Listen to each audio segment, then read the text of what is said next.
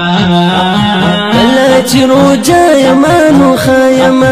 یا چې په سجدا یمانو خایما کلا چې روجا یمانو خایما یا چې په سجدا یمانو خایما ز په عبادت کې مشغولې ګما ز چې په دعا یمانو خایما خایما خایما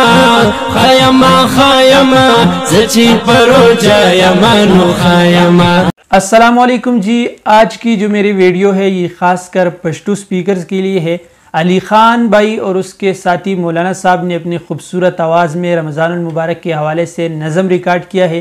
नज़म आप लोगों के साथ शेयर करता हूँ, लेकिन वीडियो को शुरू करने से पहले अगर आप मेरे चैनल के ऊपर नए हैं तो मेरे चैनल को सब्सक्राइब करें और साथ में बेल आइकन को भी ज़रूर प्रेस करें ताकि मेरी हर नई आने वाली वीडियो आप तक ज़रूर पहुँचे। तो वीडियो को शुरू करते हैं। नज़म मैं भी सुनता हूँ, आप भी सुने। रमज़ानुल मुबारक का महीना है तो चलते हैं वीडियो की तरफ।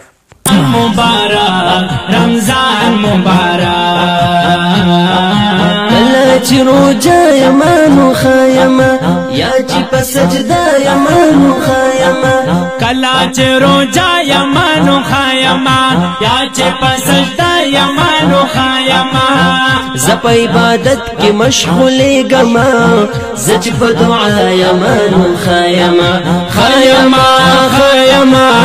خایما خایما ز چې په روجا یمانو خایما ز چې په روجا یمانو خایما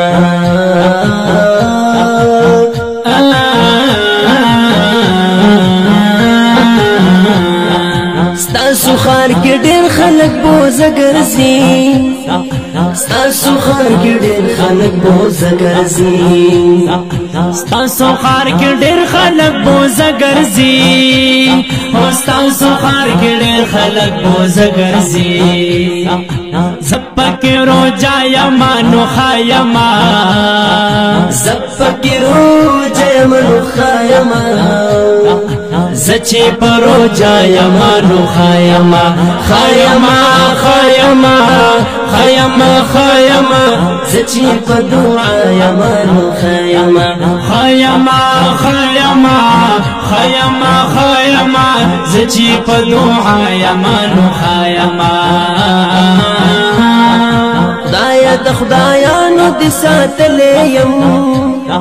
خدای د خدایانو دې ساتلې یم خدای د خدایانو دې ساتلې یم خدای د خدایانو دې ساتلې یم شکر ستا بنده یم نو خیما شکر ستا بنده یم نو خیما زچی په روجا یم نو خیما خیما خیما خیما خیما زچی په روجا یم نو خیما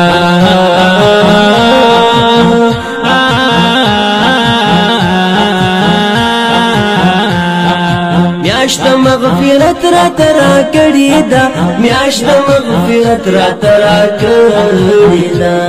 او میاشت مغفرت را ترا کړی دا میاشت مغفرت را ترا کړی دا وخ چې ټوله شپه یمانو خایما او وخ چې ټوله شپه یمانو خایما زچی پروجا یمانو خایما خایما خایما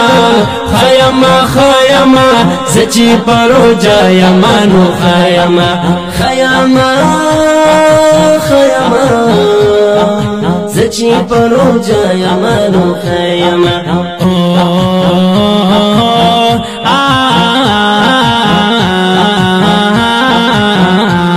رمضان مبارک رمضان مبارک رمضان مبارک رمضان مبارک رمضان مبارک رمضان مبارک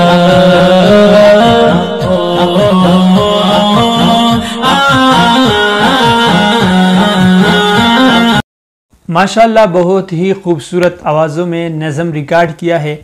बार बार सुनने का दिल करता है। अल्लाह ताला हमें रमज़ानुल मुबारक के महीने के साथ साथ साल के दूसरे महीनों में भी अपने इबादत करने की तौफीक अता फ़रमाए और ज़्यादा इबादत करने की तौफीक अता फ़रमाए।